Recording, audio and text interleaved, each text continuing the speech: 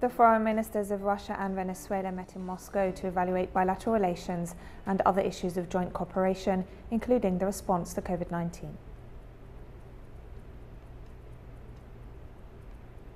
In Ethiopia, vote counting following Monday's general election continues.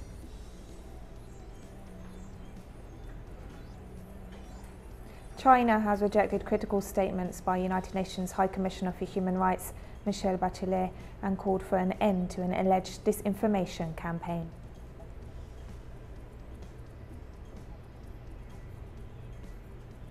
From the headquarters of teleSUR English in Havana, Cuba, this is From the South, and I'm Katrina Goss.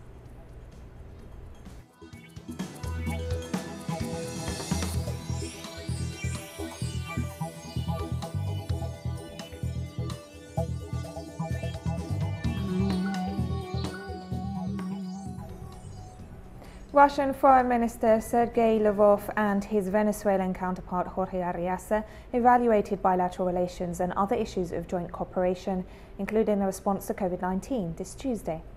Meeting in Moscow, both officials addressed a wide range of bilateral cooperation issues in the commercial, economic, scientific, technical and humanitarian spheres, paying special attention to cooperation in the fight against the coronavirus.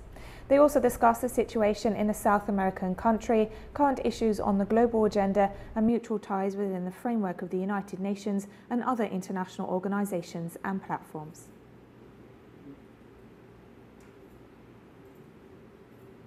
And Russian Foreign Minister Sergei Lavrov praised the excellent bilateral relations between the two countries and the contracts signed to maintain cooperation in different areas. I would like to once again congratulate our Venezuelan friends with the 200th anniversary since the Battle of Carabobo, which is the battle that resulted in Venezuela's independence. Also, last year we celebrated the 25th anniversary of the Treaty of Friendship and Cooperation between Russia and Venezuela, which established friendly and warm ties between the two countries based on mutual respect and sympathy. And Venezuela was the first country in the Western Hemisphere to register Russia's Sputnik V vaccine and establish regular deliveries from Russia to Venezuela. The contract has been signed between Venezuela and the producers of another Russian vaccine, Apivac Corona. We also have ties between our healthcare and pharmaceuticals companies. For example, we have deliver insulin and other medications to Venezuela. In the meantime, his Venezuelan counterpart Jorge Arreaza also recalled the long-standing relations between both nations and the importance of protecting and supporting the United Nations Charter through democratic means. 262 signed agreements, 48 agreements are underway, under works, and this year we have 14th meeting of interdepartmental committees between our countries, and we are going to have a 15th meeting soon. We call for integration in all areas: economy, military, technical cooperation, cultural cooperation, cooperation in education, in finance, and so on. And we are really proud for our long-standing relations.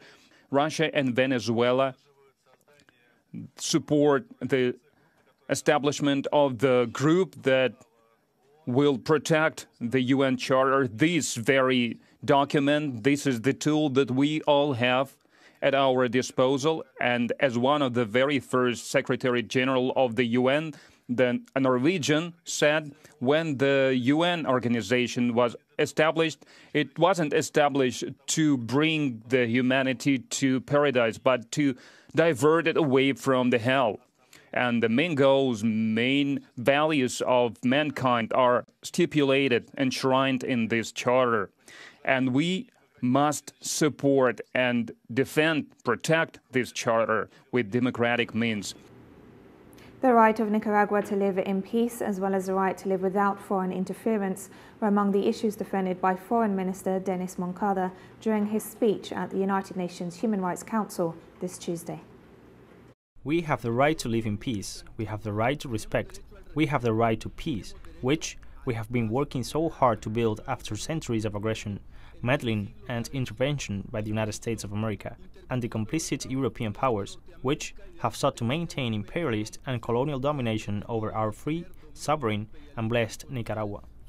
We come to this council to denounce the United States, as well as the European powers that are its complices, and to denounce its immoral and indecent policy of aggressive, arbitrary, illegal, coercive and unilateral measures that violate all the instruments of international law. The bicentennial Congress of the Peoples of the World continues in Venezuela with more than 10 working groups.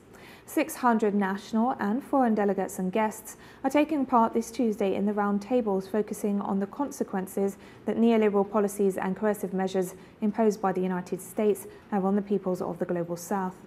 Former Colombian Senator Piedad Córdoba proposed to carry out an international campaign against the Iván Duque government in the wake of the ongoing violence and protests in Colombia and in support of social equality. Participants state that the Congress is a space for unity, the defense of peace, democracy, human rights, and the right to self-determination of the peoples of the world. Of the fascist beast against the likes of Guaidó, against the likes of Leopoldo López, who only seeks to end freedom and only seeks to sell the sovereignty of the people. Therefore, the Communist Party of Spain reiterates all his support to Venezuela, all our support to the people of the region, and above all, we want to emphasize, and as it is already being said here, we reiterate the same support for the organizations that fight against the fascist beast, that neocolonial beast against neoliberal policies. Long life Venezuela. Welcome, good morning. Thank you very much, Julio. Thank you very much to all the international delegates who have come to our country to participate in this event, undoubtedly in a very complex context. And on our part, the first thing we must do is to express our gratitude for coming to Venezuela at a time of immense difficulties, of many complexities. We know that, especially in Europe, the Venezuelan issue is not very easy.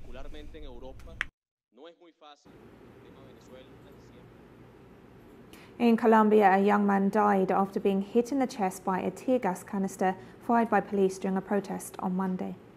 According to the alternative media outlet Colombia Informa, Jaime Fandinho was part of protests in Usme, a community in the Colombian capital, Bogotá. The 33-year-old protester died at the medical center he was taken to due to chest wounds. Police roadblocks had prevented rescuers from promptly taking the victim to a hospital.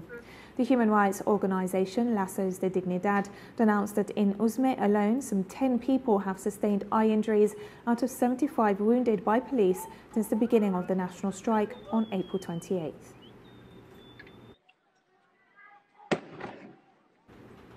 And not only protesters suffer police brutality in Colombia, but also those helping the victims. This is the testimony of members of a medical aid brigade in Usme. In this stage of mobilization, since it started at 6 in the morning, we have had to attend to many serious injuries for intoxications by tear gas. Also, as the medical mission and human rights defenders, we have been ourselves victims of physical and verbal aggressions by the public force and the anti-riot squadron.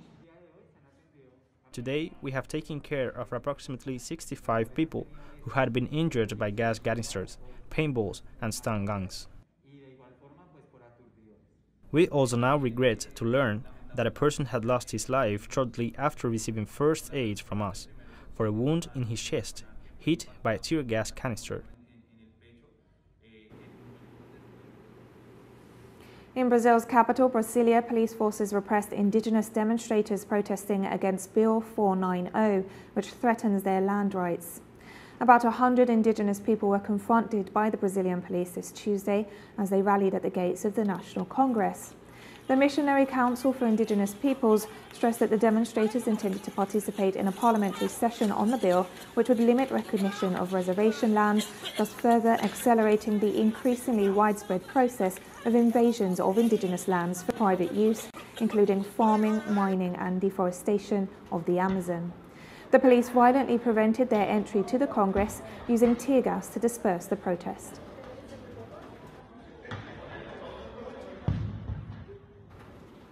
And we'll be right back after this very short break, so don't go away.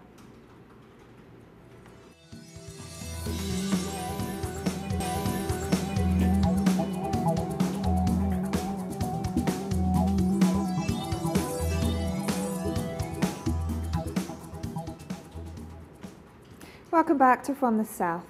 Vote counting following Monday's general election was underway this Tuesday in Ethiopia, Africa's second most populous country. The full results are not expected for several days. The ballot was postponed in the northern Tigray region and other restive parts of the country. Some 38 million people are registered to vote, but many must wait until September, with elections postponed or cancelled because of war, insecurity and logistical problems. Nevertheless, ballots were being tallied, and Prime Minister Abiy Ahmed stated that casting their vote showed the earnestness, commitment to peace and a democratic process of the people. Voting stretched into the evening, with the nearly 50,000 polling stations staying open an extra 3 hours to accommodate long queues. I'm happy because it was peaceful. I voted in these polling stations. Things were orderly. The only problem I saw, there was long queues and the pace was slow. Apart from that, all went well. In the past, it was not free and fair elections. We were told who to vote for. This time around, it did not happen. I believe that the posted results are what the people have voted for.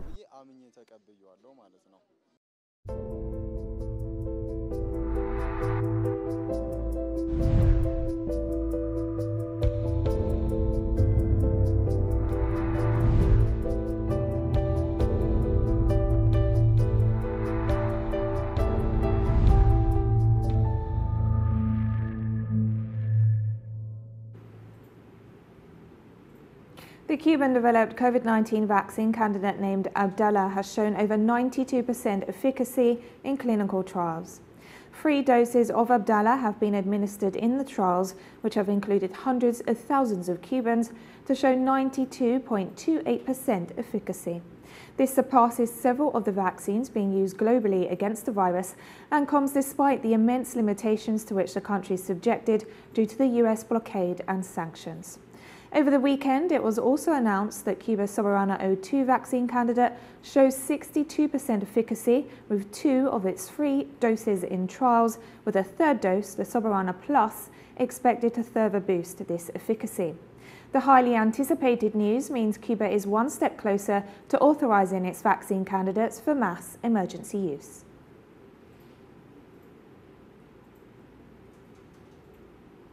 The huge impacts of the US blockade on Cuba's health system have been further accentuated amid the battle against COVID-19. The US government has maintained the cruel measures against the island instead of easing them in the midst of the pandemic. However, the Cuban government, scientists and health sector workers have successfully overcome many of the obstacles to protect the health of the population. Cuba's top epidemiologist, Dr. Francisco Duran, talks us through some of the steps that have been taken. Cuba, cuando empieza la pandemia, tenía 3 laboratorios de biología molecular para el diagnóstico de diferentes enfermedades.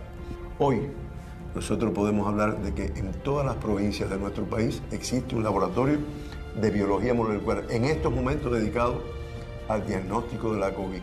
Se irán incorporando otros diagnósticos con esta misma tecnología, muy costosa en su montaje y muy costosa en su mantenimiento, porque lleva reactivos, recursos gastables que son caros, que una parte se producen en nuestro país, pero que necesariamente tenemos que importar. Y ahí es donde el bloqueo pues interfiere de manera importante, porque son recursos que tal vez comprándolo a un vecino cercano nos saldrían más económicos, pero lamentablemente esos recursos tenemos que irlos a buscar a países distantes que hacen costoso y enredado la transportación y el acceso a ello.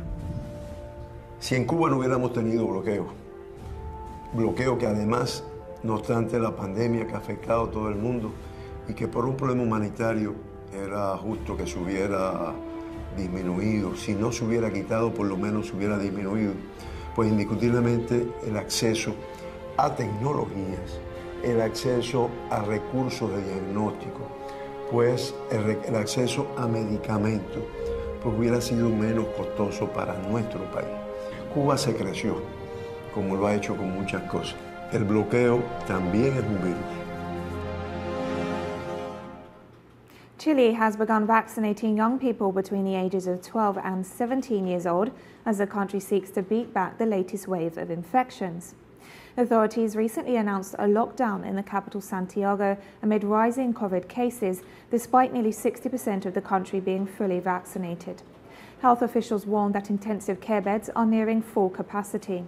Critics have accused the government of getting caught up in triumphalism over the vaccine rollout and of having loosened coronavirus restrictions too fast in order to kickstart the faltering economy immersed in a deep crisis.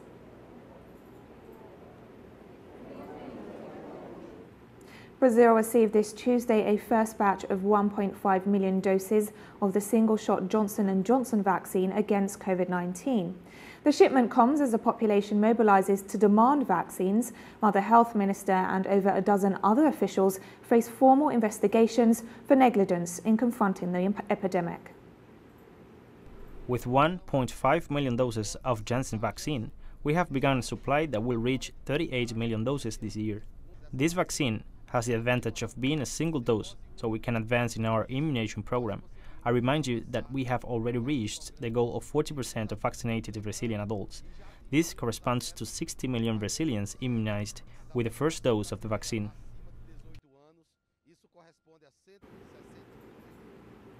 China expressed support to the United Nations call for fair distribution of COVID-19 vaccines.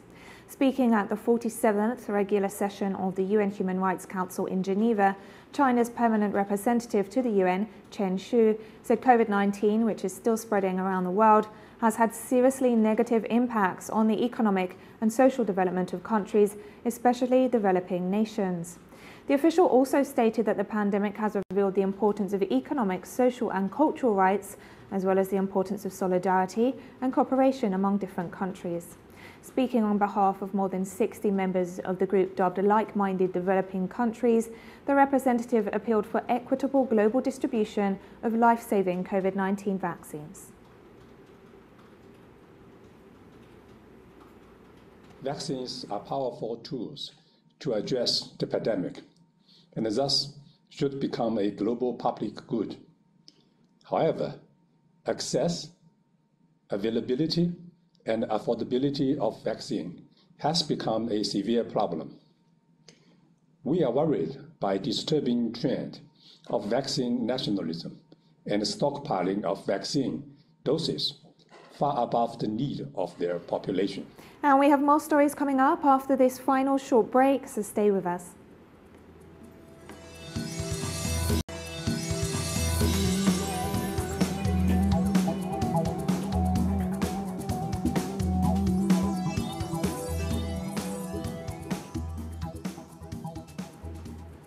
Welcome back to From the South. China rejected on Tuesday critical statements by United Nations High Commissioner for Human Rights, Michele Bachelet, and called for an end to an alleged disinformation campaign. Chile's former president, Bachelet, said she was willing to visit China to look into widespread Western media reports of human rights abuses against the Uyghurs in the Xinjiang province and alleged attacks on democratic rights in Hong Kong. The High Commissioner seems to be interfering in China's internal affairs, the spokesman for the Chinese Foreign Ministry, Xiao Lishan, stressed. He added that Beijing authorities would welcome Bachelet to visit Xinjiang, provided the trip is friendly, aimed at promoting bilateral exchanges and cooperation, and not developed on the basis of a criminal investigation. In turn, Liu Yuying, spokesman of the Chinese mission to the UN, warned Bachelet to refrain from interfering in China's sovereignty and judicial independence.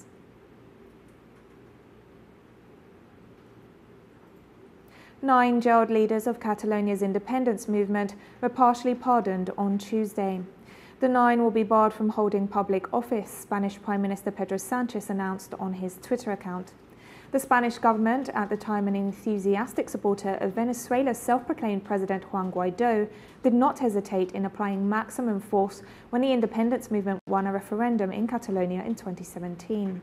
The leaders were imprisoned after being found guilty of sedition in 2019. Carles Puigdemont, president of the autonomous region, who pronounced Catalonia's independence, is still living in exile in Belgium, and Spain does not recognize his status as a recently elected member of the European Parliament. The Belarusian government considers new Western sanctions a declaration of economic war. In a foreign ministry statement, Minsk said sanctions would negatively impact the interests of its citizens and warned that it would be forced to take reciprocal measures. In a ministerial meeting in Luxembourg, the European Union approved on Monday a battery of economic and financial measures against the Belarusian economy. The move had been coordinated with the United States, Canada and the United Kingdom, the EU's foreign representative Joseph Borrell said. The EU grounds the sanctions as punishment for the allegedly forced landing of a Ryanair passenger plane and the arrest of a neo-Nazi opposition activist who was on board.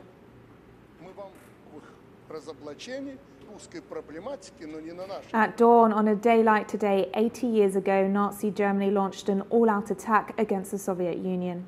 The Great Patriotic War of the Soviet people had then begun. The massive offensive was planned so that the world's first socialist state would surrender within weeks, as they had done in Western Europe. The fascists did not take into account the patriotism and resolve of the Soviet people, led by the Communist Party. After a series of devastating blows in the first weeks of the war, the fascists were stopped at the gates of Moscow. Some 27 million Soviet citizens died in the war that ended with the Red Army burying fascism in Berlin. Russian President Vladimir Putin paid tribute to the heroes. We do and will do everything for our country, our homeland, to always be a great and powerful nation. We will always be grateful to the winners who stepped into immortality, to those who gave life and peace to future generations. Iran on Tuesday condemned US interference in its domestic affairs after the State Department criticized last week's presidential election in the Islamic Republic as neither free nor fair. From a political point of view, we consider this statement as an example of interference in Iran's internal affairs and against the international law. We condemn it. The US government is not in a position to comment on the electoral process in Iran or any other country. The United States Senate is scheduled to vote Tuesday on whether to advance the Democrats' sweeping election overhaul legislation. Republicans have united against the bill and are expected to sink it. Democratic senators argue the legislation is necessary to counter state-level efforts launched by Republicans that could make it more difficult to vote and further disenfranchise sectors already facing voter suppression, such as Black Americans. The proposed legislation would expand voter registration options, along with vote by mail and early voting options. It also seeks to tackle campaign finance concerns by requiring additional disclosures of fundraising.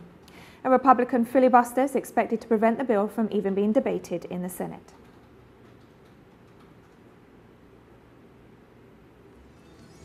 And we've come to the end of this news brief, but remember you can find these and many other stories on our website at telesurenglish.net. You can also follow us on social media for all the latest news. We're on Facebook, Twitter, Instagram and Telegram, plus you can catch up on our shows on our YouTube channel. For teleSUR English, I'm Katrina Goss and thank you for watching.